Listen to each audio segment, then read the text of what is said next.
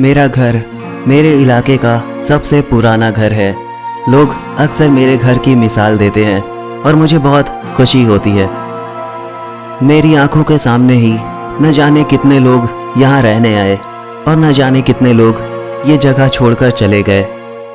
हमारे घर के आसपास बहुत सारी अफवाहें भी फैलती रहती हैं, जिससे मुझे कोई ख़ास फ़र्क नहीं पड़ता। 1 महीने पहले की बात है, मेरे घर के पास में ही एक लड़का रहने आया था। उसका नाम संदीप था। वो काफ़ी अच्छा लड़का था। देखते ही देखते हमारी काफ़ी अच्छी दोस्ती हो गई थी। मैं और संदीप एक साथ काफ़ी वक्त गुजारा करते थे। हम साथ बैठकर गेम्स खेला करते थे क्योंकि हमें ऐसा करना बहुत अच्छा लगता था और हम यहाँ वहाँ घूमते भी रहते थे। हमारे इलाके में एक बुज़ुर्ग इंसान है, एक बूढ़े इंसान, जिन्हें हम अंकल सैम कहते हैं। वो हमें तरह तरह की कहानियाँ सुनाया करते हैं। दरअसल अंकल सैम हर किसी को इस इलाके के आसपास की कहानियाँ सुनाया करते हैं। वो कहते हैं कि मैं सबसे पुराना हूँ और मुझे इस जगह के बारे में हर एक बात पता है। एक दिन की बात है, मैं और संदीप हम साथ में ही अंकल सैम के पास बैठे हुए थे। अंकल सैम हमसे कहने लगे कि यहीं पास में जो जंगल है, क्या तुम लोग कभी वहाँ गए हो? हमने उनसे कहा कि नहीं, हम कभी वहाँ नहीं गए। उन्होंने कहा कि वहाँ कभी मत जाना क्योंकि वहाँ पर एक शैतान रहता है। मैंने अंकल सैम से कहा कि किस तरह का शैतान, मतलब कोई राक्षस? अंकल सैम ने कहा कि हाँ, एक राक्षस कह सकते हो। वो इंसानों का मांस खाता है। मैंने अंकल सैम से कहा कि आपको ये कैसे पता?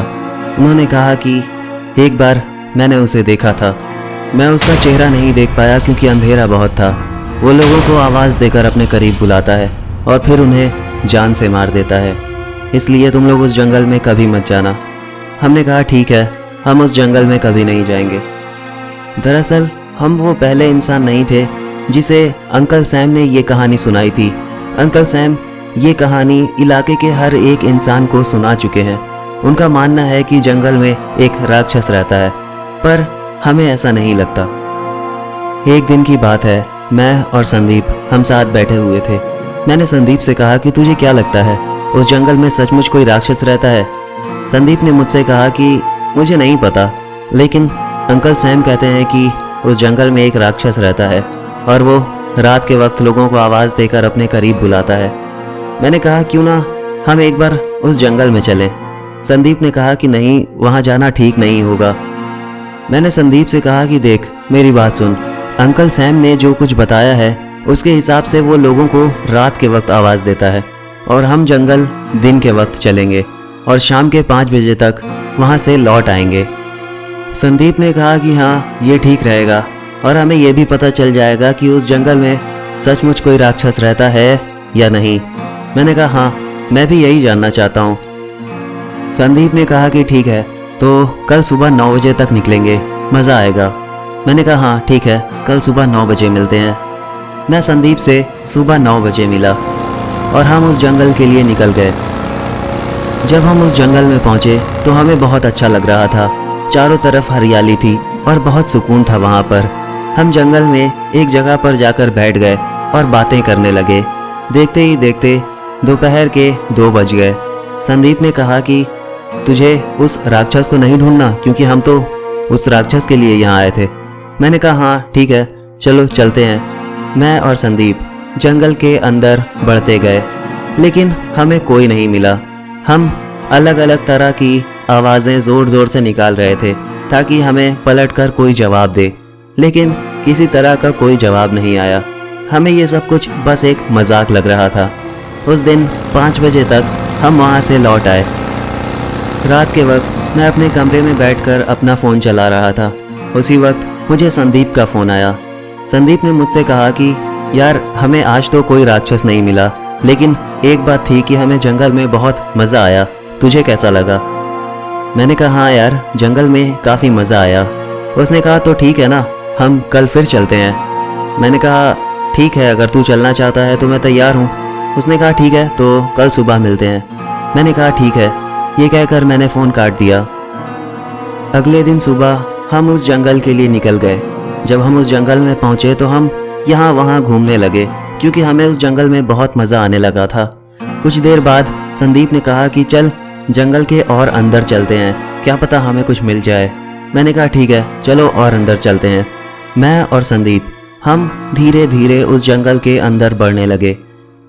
कुछ दूर जाने के बाद अजीब सा अंधेरा छा गया। मैंने संदीप से कहा कि टाइम क्या हुआ है, इतनी जल्दी अंधेरा कैसे हो गया। संदीप ने मुझे कहा कि अभी बस 4 बज रहे हैं। मैंने कहा यह अजीब बात है, इतना अंधेरा क्यों है। उसने कहा चल और अंदर चलते हैं। जब हम और अंदर गए तो कुछ दूर पर हमें एक अजीब सा इंसान दिखाई दिया और वो ऐसा लग रहा था जैसे किसी चीज़ का मांस खा रहा है। ये देखकर हम बहुत ज़्यादा घबरा गए थे। संदीप ने कहा कि शायद ये वही राक्षस है। हम धीरे धीरे उस आदमी के नज़दीक गए। मैंने उससे कहा कि कौन हो तुम, हमारी तरफ पलटो। जैसे ही वो हमारी तरफ पलटा हम उसे देखकर हैरान रह गए क्योंकि वो अंकल सैम थे। मैंने कहा कि अंकल सैम आप यहाँ क्या कर रहे हैं। उन्होंने कहा तुम लोग यहाँ क्या कर रहे हो, इस जंगल में आना ठीक नहीं है, मैं तो बस शिकार के लिए यहाँ आया था, तुम लोग यहाँ से लौट जाओ। मैंने कहा ठीक है हम यहाँ से जा रहे हैं। मैं और संदीप हम वहाँ से निकल गए। कुछ देर के बाद अचानक ज़ोर से बारिश होने लगी। मैं दौड़कर एक पेड़ की तरफ भागा लेकिन संदीप वो दूसरी तरफ भाग गया। थोड़ी देर के बाद जब बारिश रुक गई तो मैंने ज़ोर से आवाज़ देकर संदीप को बुलाने की कोशिश की लेकिन मुझे संदीप कहीं नहीं मिल रहा था। मैं वापस घर के लिए लौट गया। रात के वक्त मुझे पता चला कि संदीप लौटकर वापस नहीं आया है। यह अजीब बात थी। इस तरह एक दिन और गुजर गया लेकिन संदीप का कुछ पता नहीं चला। पुलिस वाले संदीप को तलाश कर रहे थे। वो पूरे जंगल में संदीप को यहाँ वहाँ ढूंढ रहे थे लेकिन संदीप कहीं नहीं मिल रहा था। पता नहीं क्यों लेकिन मुझे ऐसा लग रहा था जैसे अंकल सैम वही असली राक्षस हैं और वो अब तक संदीप को मार चुके होंगे। शायद इस वजह से ही संदीप किसी को मिल नहीं रहा।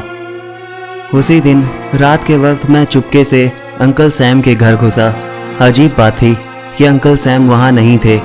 मैं उनके घर में यहाँ वहाँ चीज़ों को तलाश कर रहा था और मुझे कुछ अजीब से हथियार मिले। ये देखकर मेरा शक यकीन में बदल गया था लेकिन मैं मजबूर था। मैं किसी से ये बात नहीं कह सकता था क्योंकि कोई मेरी बात पर यकीन नहीं करता। अगले दिन सुबह मैं जंगल के लिए निकल गया। मुझे उम्मीद थी कि शायद कहीं ना कहीं मुझे संदीप मिल जाएगा। मैंने पूरे दिन संदीप को यहाँ वहाँ तलाश किया लेकिन वो मुझे कहीं नहीं मिला। मैं लौटकर वापस घर आ गया और अब मेरी उम्मीद ख़त्म हो चुकी है क्योंकि मैं जानता हूँ कि अंकल सैम वो मेरा असली शिकार बनेगा क्योंकि असली राक्षस मैं हूँ। मैं ही संदीप को मारकर उस रात खा गया था और अगला नंबर उस बुढ़े सैम का है क्योंकि कहीं ना कहीं उसे मुझ पर शक है। हाय एवरीवन, उम्मीद है कि कहानी पसंद आई होगी। अगर चैनल पर पहली बार आए हो तो प्लीज़ सब्सक्राइब करके नोटिफिकेशन बेल को दबा लेना और सभी मिलकर के प्लीज़ वीडियो को लाइक कर देना, शेयर करना और मुझे कमेंट करके बताना कि तुम्हें ये कहानी कैसी लगी। इसके अलावा अगर आपके मन में कोई सवाल है, कोई सुझाव है तो प्लीज़ मुझे इंस्टाग्राम पर फॉलो कीजिए। मैं कोशिश करूँगा आपके सवालों के जवाब देने की। तो अब मुलाकात होगी अगली कहानी में, तब तक के लिए बाय।